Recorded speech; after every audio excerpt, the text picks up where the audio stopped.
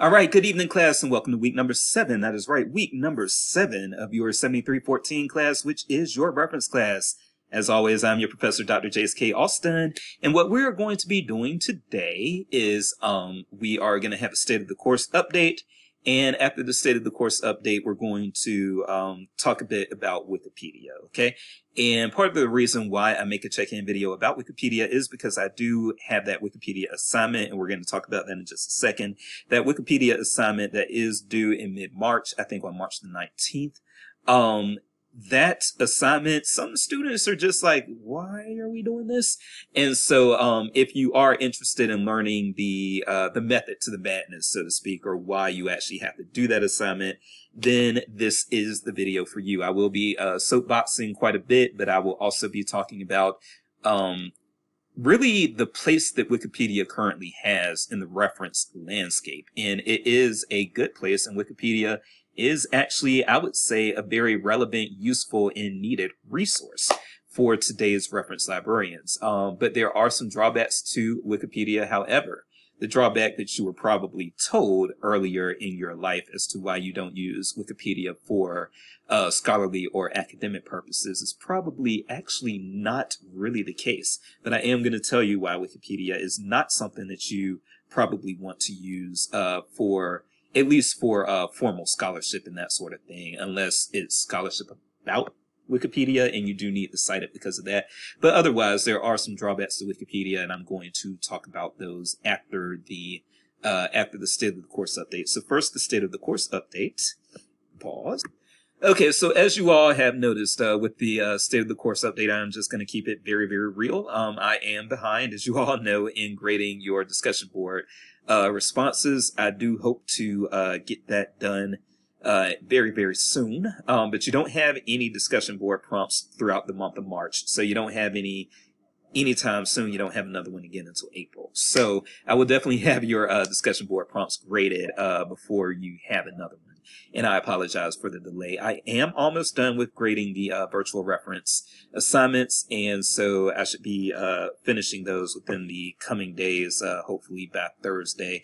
But I am mostly done. Most of you have had your grades for that. And most of you, I will say this, I've had far fewer problems with APA from this class than I have previously. So it does look like you all heeded what was said in the check-in video and acted accordingly, and I do appreciate that because I don't like taking the points off, but it is my job to do so if you are not doing things correctly. So I do just want to put out there that, yes, I will be finishing those virtual reference assignments very, very soon as far as grading those, and after that, I should be able to dive into getting those discussion board prompts done, but I do have other classes that I'm working with, and so that's part of the delay as well. And another reason for the delay is that I am currently working on a research project with ACRL, for ACRL, I should say, and the ACRL conference is in March, in 2 weeks. And so I've been busting throughout February, collecting data for that as well, for that presentation. And then I have an article that I have to follow up that presentation with. So I just want you all to know, I apologize if it sounds like I'm making excuses, but I do want you all to know why I'm behind the curve a little bit. And I will also say, quite frankly, that it was easier keeping up with all this work when I was single and childless, and now I am I got married in December of 2021 and adopted a child at that time. So, you know, those also factor into my, it's really easy being an academic when you're single and childless. But when you actually have people that you have to take care of, things get a little different. So, any patience that you can offer me is appreciated, and I hope that you feel that when you have needed patience, I've given that to you as well, because this is a two-way street. Some other things that I want to mention: we do not have a we do have a synced session. We don't have a check-in video. I'm sorry, we don't have a check-in video next week because we do have a synced session next Wednesday, a week from this Wednesday, and that's going to be starting at 7 p.m. Central Time. I will send out reminders to everyone, as well as a Zoom link, probably over the weekend. And we will be talking about repository librarianship as well as some GovDoc librarianship, and even some OERs, open educational resources. We'll be talking about those things next week, and those things are important to know about. So yes, please join us. Actually, you do need to join us because you get points for joining us, but I do think that what you will hear next week will supplement the knowledge that you will get from your book and course materials. And that's another reason why I have the guest speakers come in, as well as just that we are meeting in real time. And if we're meeting in real time, that gives us an opportunity to interact, because I do want you all to network and have some friends in this field before you actually graduate. The Wikipedia edit assignment is going to be due on March the 19th, so it's going to be coming up in a few weeks. So again, that's why I'm going to be doing this check-in video now, so that you all can just get a feel for why that assignment even exists. I will be explaining that in this check-in video, as well as some other things about Wikipedia. As I said earlier, continue working on your semester-long projects. Yes, they are not due until May the 8th, but I assure you, if you wait to the last minute to get those done, you will be very, very stressed out. So if you have not started on it yet, you don't have discussion board prompts at all throughout March, so now is the time to start. Finally, the last thing that I'm going to say as far as state of the course update is concerned is that the LibGuide assignment, which is due on April 16th, so you've still got a month and a half before that's due, but I do need to go ahead and get you all your logins for LibApps. And so I will probably do that toward the beginning of March. So you'll still have plenty of time to put your LibGuide together. And there will be a LibGuide check-in video as well. So for those of you who are like, what the hell is LibGuide? I will explain all that. We will cover that, and you will understand exactly what a LibGuide is and why you're having to create one, because that can also be mystifying. So that is it for the state of the course update. And so now let's talk a little bit about Wikipedia. Pause. All right, so let's talk a little bit about Wikipedia and why you have to do this assignment. So you have probably, if you are young enough, now Dr. Jace is so old that there was no such thing as Wikipedia when I graduated from high school. I graduated from high school in 2001. Some of y'all weren't even born yet. But I graduated from high school in 2001, and there was either no Wikipedia at that time or it just barely existed. But for those of you who came along after me, you probably have had a teacher at some point tell you don't use Wikipedia because Wikipedia is inaccurate. That is actually not really true. Wikipedia is highly accurate. It is actually, it's been tested to be as accurate or almost as accurate as Encyclopedia Britannica.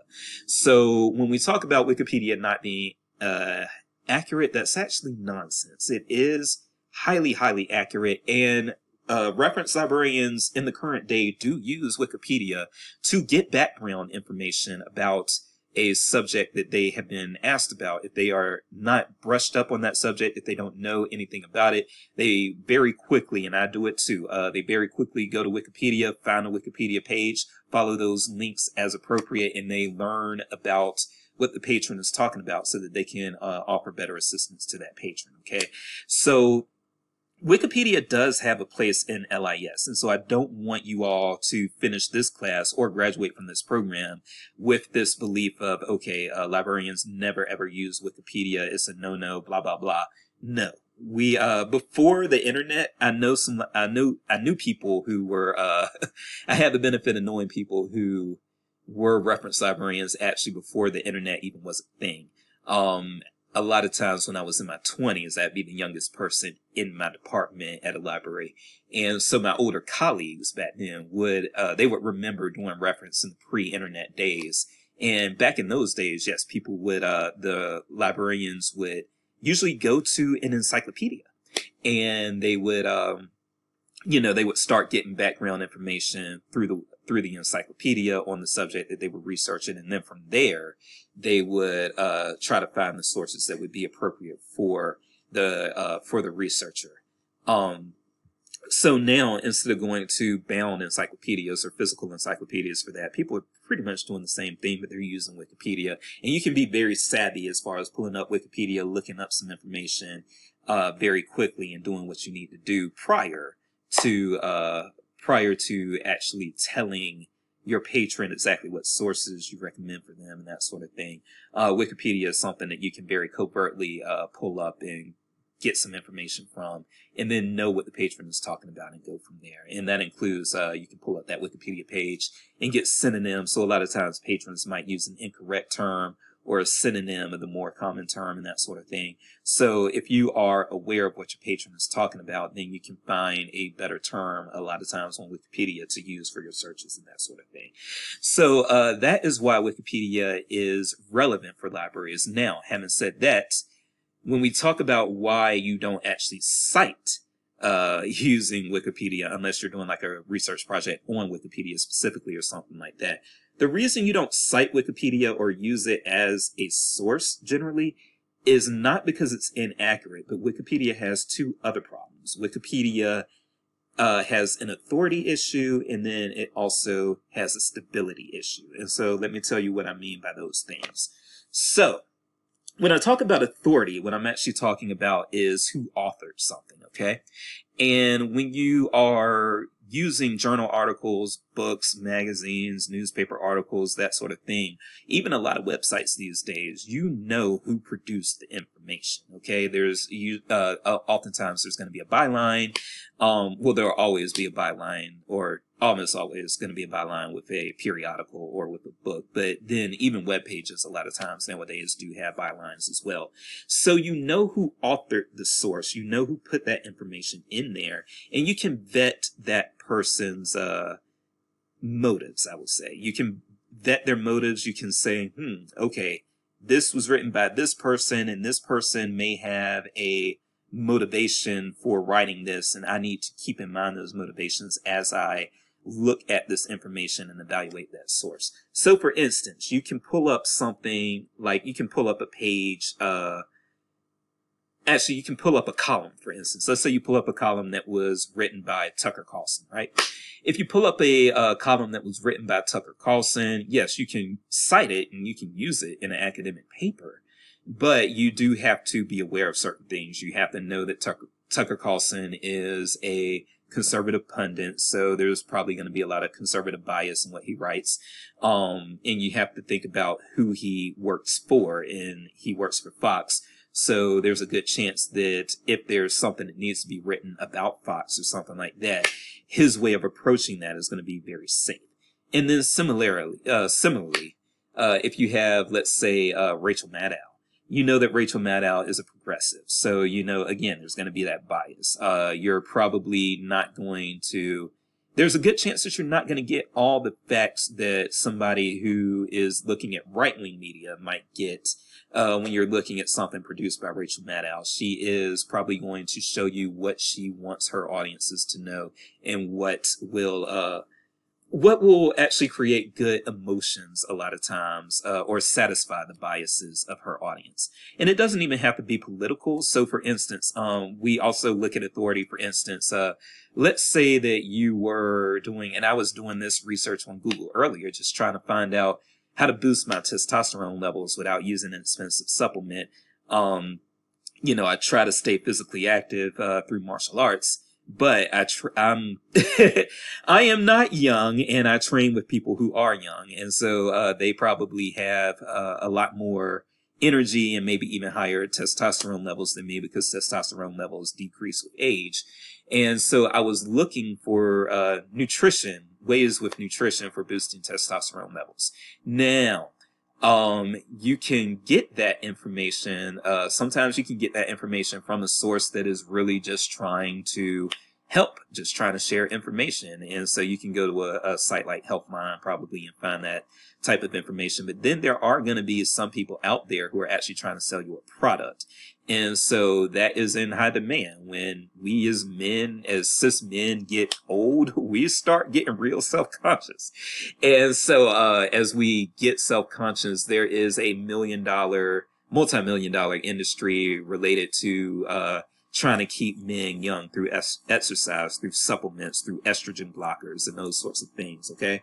And so when you got that type of thing going on, then yeah, you can try to Google, okay, how do I naturally raise testosterone? but there might be a nutritionist out there who's actually trying to sell you a book or sell you a product. And so you have to be aware of those types of things as you are, treading the information landscape. Okay. So when it comes to authority, Wikipedia does not do well in the authority area at all. Yes, you can go to the top page and figure out who made what edit and that sort of thing, but it's really not readily apparent. You really, really have to dig for that information. And even then, some people, you may not be able to see exactly who they are. It might just be an anonymous profile with Wikipedia that's actually making those edits. My dog is about to start squealing, so let me pause. He does this. Hold on.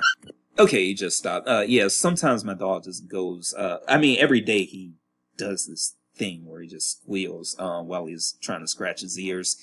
The vet says there's nothing wrong with him, so we just let it be. But anyway, back to this stuff right here. So Wikipedia, yes, it does not, when it comes to authority, you don't necessarily know who is really putting information in or taking information out of Wikipedia articles and what their motivations are.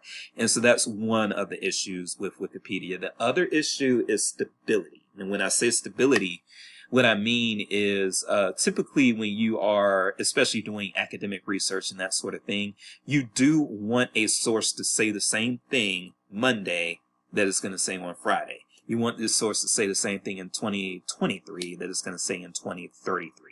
And that's not necessarily going to be the case with Wikipedia. As you all know, it can be edited by anyone at any time. And so that's what you don't want, is a source that if you're trying to actually go back and look at sources and try to build knowledge that way, you don't want a source that might say one thing, might say different things from one day to the next, okay? And so as an example of that, yeah, so as a crude example of that, let's look at, this is the example that I always give. So let's talk about how something can be accurate.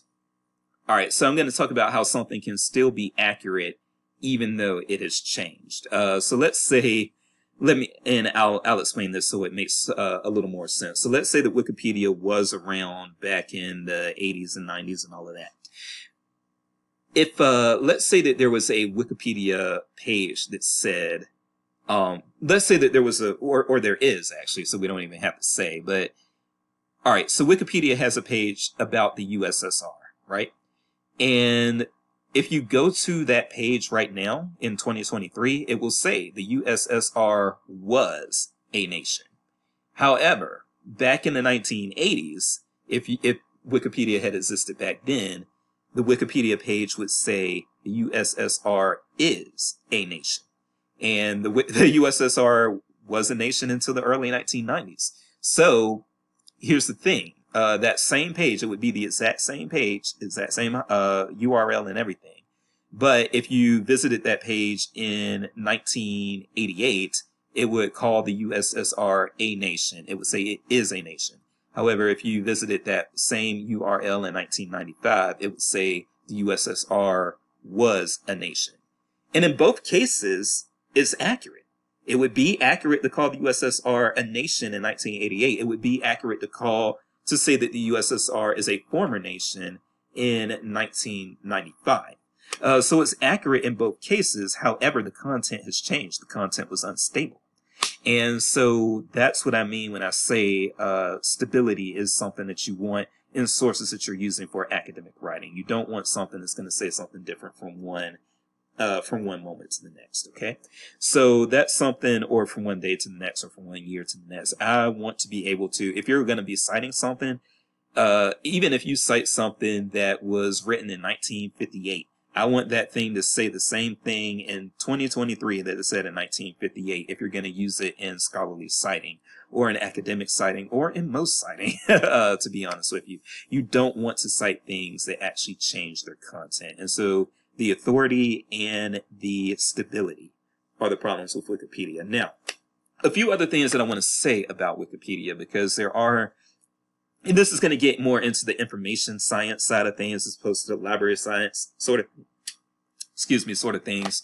But you are earning an MLIS, a Master's in Library and Information Science. So we're going to talk about the information science side of things too. Some things that I want you all to also consider as you, I don't know, utilize or as you're familiar with Wikipedia and those sorts of things. First of all, I do want to just kind of put a buzz in people's ears about one thing that could be a threat in the future on the information landscape. Is something that I don't know is paid attention to a lot right now, and it might not need any attention paid to it right now. But Wikipedia, again, so when I say what I'm about to say, what I'm going to say is that we all know that there are troll farms in other countries. There are Russian troll farms that get on social media and disinform Americans. There are Chinese troll farms that that have people get on social media and pretend to be Americans and disinform Americans and so forth and so on. We probably have our own troll farms. We probably have Americans doing the same things to people in other countries. Because there's going to be blood on America's hands, just like there's blood on any nation's hands. But having said that, one of my worries is that Wikipedia could actually be weaponized for disinformation in the future. And when I talk about disinformation, the difference between misinformation and disinformation is motive. Misinformation is information that isn't correct and misinforms people, but the intent was not for people to have incorrect information. That's just what they ended up with. Disinformation is deliberately deceiving. I'll put it that way. So disinformation is when information that is not good is deliberately put out there to trick people. And so I do think that Wikipedia could be used for these purposes in the future. And I do think that as long as nations that are utilizing it in that way are able to kind of figure out a way to navigate the peer review system that Wikipedia has in place, I do think that a lot of bad information might start going out there, and that's why I always think about this guy right here. So there is one man, and this is old. This is from last year, so it could be 4 million by now. Who knows? But there is one man, Stephen Pruitt, who has edited over 3 million Wikipedia articles, and he has created several thousand original pages and all sorts of stuff. So this is one man. We don't know who he is. He is not a household name. The public doesn't really know who he is. This is one man who is doing a lot in the information landscape. Okay? And that's something that worries me. It worries me when somebody like Stephen Pruitt. Now, Stephen Pruitt has not ever, to my knowledge, he's never done anything that would suggest that he has nefarious intent or anything. But still, Stephen Pruitt is one man who has probably edited a lot of the information that you have consumed if you go on Wikipedia. And yet this is somebody that nobody really knows who he is or thinks about that much.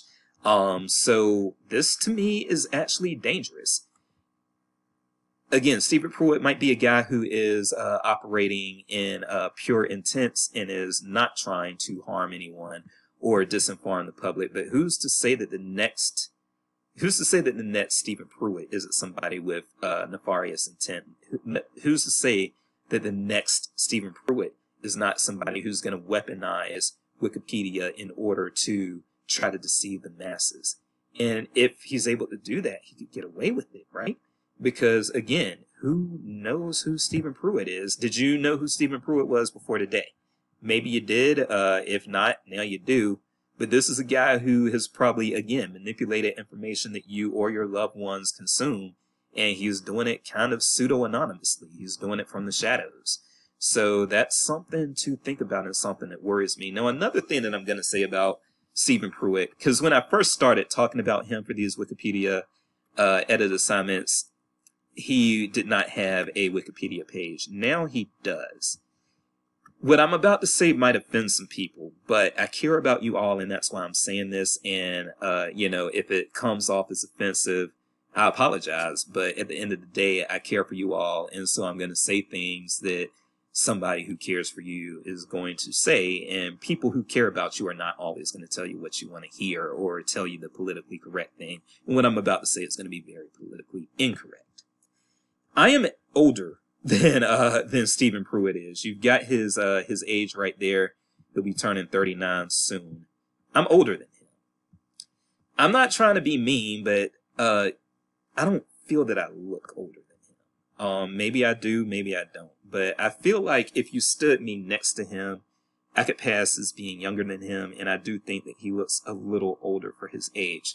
Now, it could be that he has some health issues that are not public and that I don't know about, so I don't want to be too judgmental. But what I do want to say is also, I always want you all to have, librarianship can sometimes behave as a cult. I'm just going to be quite honest. It can sometimes behave as a cult where people are literally devoting all of their time to library science. And that is not what I want you all to do. I do not want you all to go to work for 40 plus hours a week and then do a bunch of committee work and then spend your time on social media communicating mostly with other librarians and that sort of thing. And that's how a lot of people in this field are. They make librarianship their entire existence, their entire social life. It's bad, okay? It is bad. And I see people who ruin their work-life balance and get really depressed and all sorts of things due to that type of behavior. The reason I say that is because when I look at someone like Stephen Pruitt, I'm not sure how much balance there is in this person's life. And so I want you all to always have balance. And I want you all to do things like socialize with your family and friends, but also socialize with family and friends who are not librarians. Don't make librarians your entire social life, please. And another thing that I want you all to do, I'm just going to say it. This is politically correct these days, but it's politically incorrect these days, but I'm still going to say it. I would like for you all to, because I care about you, this is not me being mean, but because I care about you all, I do want you all to get some physical activity if possible. Now, if you don't have time, you just don't have time. And if you don't have the physical ability, then again, you just don't have the physical ability. If you're disabled or something of that nature, I'm respectful of that. And certainly, like a lot of people who are health nuts, they'll say, oh, well, you'll make time. No, that's not necessarily the case. You don't necessarily make time for physical activity and exercise because, quite frankly, if you're depriving yourself of sleep in order to exercise, and the exercise isn't doing that much good anyway, you're not getting recovery time. But what I am going to say again is, again, I don't know if there are other health problems or something that Stephen may have, and I do want to be very respectful of that. But let's keep it real, if Stephen Pruitt has made 3 million plus edits to Wikipedia, this is probably someone who spends at least 3 hours a week on Wikipedia. And I say at least 3 hours, but let's keep it real, probably more. My thing is, I think that everyone should do 90 minutes of exercise per week if possible. And if you are devoting 3 hours to Wikipedia editing every week, then I think that, yes, you could devote an hour and a half to Wikipedia editing every week, and then also give yourself an hour and a half to do some sort of exercise, not necessarily to get in shape. I'm not even talking about getting in shape. I'm talking about you do need physical activity just for your mental well-being. If you have physical activity, that does get your mind and body kind of synced, and it does help with anxiety and depression and attention deficit and some of these other things that a lot of people have. And I speak as somebody who has been diagnosed with all of those things: severe depression, generalized anxiety disorder, and adult attention deficit disorder. I've got all of that. And yes, I do feel that being physically active has helped. Okay. And I know I'm making an assumption here, but I am going to assume that Mr. Pruitt probably isn't as active physically as he could be. And when I talk about being physically active, I'm not talking about running a mile. I'm not talking about doing martial arts necessarily. I'm just talking about doing some sort of physical activity that gets your mind synced with your body. That's all I'm talking about. So that can be stretching. That can be yoga. That can even be meditating, because there's a physical aspect to meditating as well. So I'm not talking about run a mile. I'm not talking about I'm not talking about doing hypertrophy or anything like that.